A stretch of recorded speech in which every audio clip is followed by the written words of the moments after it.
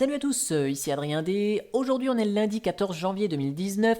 J'ai pas beaucoup de temps en ce moment, donc petite vidéo rapide, simple, efficace, pratico-pratique, histoire de faire vivre la chaîne, qui me demande pas beaucoup de temps de préparation, et pourtant il a fallu trouver le sujet. Et oui, comme vous voyez dans le titre, c'est comment effacer son historique de console. Bah oui, parce que il y a de nombreux utilisateurs sous Linux qui suppriment les cookies à la fermeture de leur navigateur internet ou qui surfent tout le temps de manière en navigation privée, qui mettent leur dossier temporaire dans la mémoire RAM de l'ordinateur, de fait que quand on redémarre, et ben hop, les fichiers temporaires ont disparu. Oui, mais savez-vous que votre historique peut vous jouer des tours? Bah oui, parce que tapez sur votre machine là, la commande history, vous allez voir.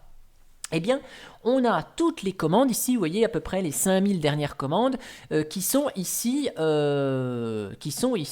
historisées dans ce fichier, grâce à cette commande history. Voilà, donc ça peut, voilà, vous pouvez voir les 5000 dernières commandes que j'ai faites.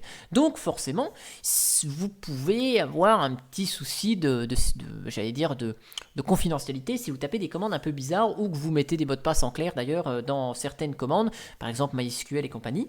Et donc du coup, je vais vous montrer dans cette vidéo comment supprimer cet historique. Donc sachez que tout cet historique est stocké dans le fichier qui s'appelle .bash history, qui est stocké à la racine de votre répertoire utilisateur. Ce fichier, vous voyez, donc il stocke toutes les commandes. Donc la première commande, la plus ancienne de ce fichier, c'est cat/proc/version, une m-v, voilà. Donc ici, voilà, on a plein de commandes que j'ai tapées, voire plusieurs fois, voilà. Donc toutes ces commandes-là, elles sont stockées dans ce fichier .bash history, voilà.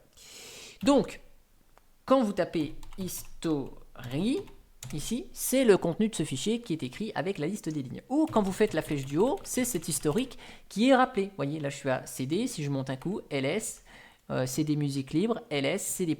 jingle guy, alias, nmon, mic off, mic on, low latency, voilà.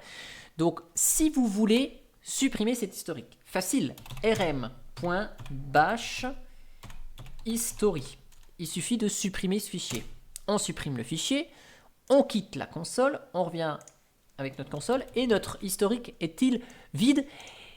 Pas tout à fait. Regardez, history, on a l'historique des commandes, ici, qui ont été passées, de la session précédente. C'est-à-dire on a supprimé le fichier, mais les nouvelles commandes qu'on a tapées, elles ont quand même été enregistrées. Donc si vous voulez désactiver complètement l'historique de bash, c'est tout à fait possible. Vous éditez le fichier .bash rc qui contient la configuration de bash pour votre utilisateur à vous, voilà. Et dedans, c'est là que vous mettez vos alias, hein, vous savez, dans ce fichier de config. Et donc, ici, vous avez une variable que moi, je l'ai positionnée à 5000, qui s'appelle hist_size. C'est la taille de l'historique. Donc, moi, je veux garder les 5000 dernières commandes de bash que j'ai tapé dans mon terminal. Si maintenant, vous voulez désactiver tout l'historique, eh bien, c'est pas compliqué. Il suffit de mettre, vous, dans votre fichier, tout en haut, la variable hist_size, voilà, et vous la mettez à 0. Voilà. On enregistre le fichier, je quitte bash, donc la console, je reviens en console ici, et si je tape history, on n'a plus d'historique. Cependant, vous tapez des commandes echo coucou, ls/, si vous faites flèche du haut, vous n'avez strictement aucun historique, hein. Donc si on affiche bash history, voilà, le fichier est vide, mais si vous faites flèche du haut, vous ne pouvez pas rappeler les commandes, puisque là, l'historique est complètement désactivé. Donc, certes, on est en mode navigation privée bash, mais dans la session en cours de bash, on n'a pas la possibilité d'avoir de l'historique quand même. Donc on a tapé une commande, on veut la retaper, on ne peut pas. Double point d'exclamation ne fonctionne pas non plus, puisque la commande double point d'exclamation rappelle la dernière commande, mais elle se base sur l'historique de bash. Donc là, la commande ne fonctionne plus. Donc moi, je vais remettre bash, je vais remettre mon historique à 5000 parce que c'est très bien. Hop, voilà. Et donc ici, en remettant l'historique à 5000, je vous remontre ici. Donc là, hop, history, bien sûr, hein, l'historique que j'avais tapé avant, il a disparu, hein, c'est évident. Par contre, si je refais quelques commandes et que je tape history, je vois mes commandes. Et si je fais double point d'exclamation, l'historique refonctionne à nouveau. Voilà. En tout cas, j'espère que cette petite vidéo pratique vous aura plu.